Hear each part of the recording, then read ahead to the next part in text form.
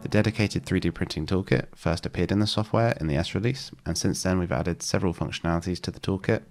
And within the toolkit, we can prepare, analyze, and inspect models from image or CAD data and make them ready for 3D printing. Within the 3D printing toolkit, from left to right, we have a dataset conversion, preparation, connector, analysis, inspection, and export tools. In this video, I'll demonstrate the use of the 3D printing toolkit on two datasets, the first of which is a fractured acetabulum, and this segmentation comes from the output of ASOrtho, one of our automated segmentation tools. So the 3D printing toolkit works with surfaces, so we need to convert the generated mask to a surface, and this is done easily with the model preview and master surface tools. And this creates a surface in the dataset browser, as you can see here, and then we can proceed to use the tools within the rest of the toolkit. We can add patient ID or part numbers using the Emboss Text feature to ensure traceability. Within the Emboss Text tool, we have a variety of fonts for you to select from, and the tool works by specifying our target surface, entering the text that we're wanting to emboss onto the surface. We have a pick point feature here where we select the point where we want to emboss the text. We can then rotate and position the text as desired, usually on a flat surface as possible. And then we can select the emboss depth and the overlap as well. We also have the option to union this with the active surface or to specify a separate surface for the text. We then click Apply.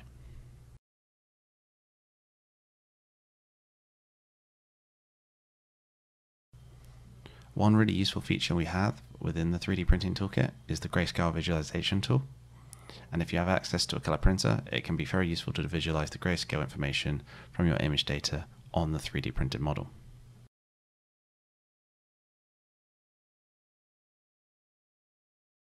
Results are shown as a color map with the options to control the sampling method and depth, and this approach can be very valuable for anatomical models.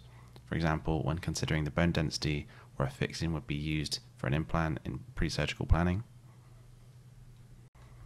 Additionally, within the inspection tools, we have color proofing, printability checks, and check and fix tools, and these can be very useful in identifying common pitfalls, such as if the model is watertight or if there are self-intersections or non-manifold edges. We can also visualize thin wall regions, and this is particularly useful when knowing the resolution of your 3D printer. Once we are happy with our part, we can then simply export our part here in a range of formats that are commonly used with 3D printers, such as 3MF, STL, OBJ, and more. We'll now look at 3D printing a cardiac model, and with this dataset we'll look at using the pins and sockets tool and also the connectors tool. So before using the pins and sockets tool, what I've done here is create a shell of the blood pool model using the hollow tool. And then we have two options for using the pins and sockets tool, the first of which is the partition and assemble mode, which is being shown here. And secondly, we can assemble disconnected surfaces. Using the partition mode, we specify a plane, and then it will cut that surface object into two surface objects. Once the original surface has been partitioned into two separate surfaces, we then specify a pins target, a sockets target, and the dimensions of the pins. We then place the pins, but a great feature of this tool is also that we can modify the dimensions of the pins following pin placement. And then once we're satisfied with the pin placement and dimensions, we can then create them, and this will then be applied to the two surface objects. And separating these surfaces like this demonstrates this quite nicely. In this last example, I'll demonstrate how we can use connectors in the 3D printing toolkit. Connectors are extremely useful to ensure that models aren't damaged when being handled. Within the connectors tool, we can generate connectors manually or automatically. I'll demonstrate this manual approach first.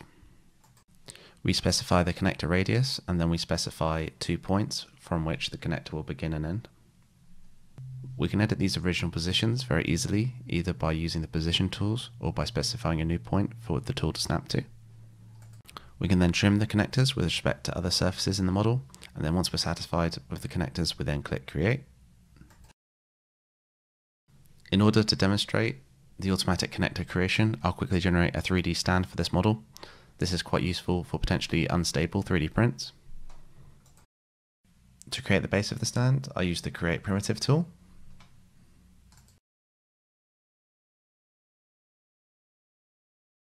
In order to use the automatic connector creation, we then specify one of three algorithms, the two surfaces, and then we specify the connector spacing, the max connector length, and the connector radius. We then click Generate. Lastly, we can go in and edit the connectors, either by deleting them or adjusting their position or size, and then we can proceed to printing.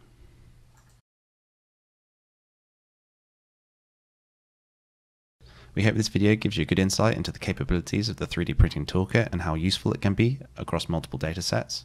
If you have interest in the tools or are wondering how it can be performed on your datasets, please get in contact with the Simpleware ScanIP representative, and we look forward to hearing from you. Thank you very much for your time.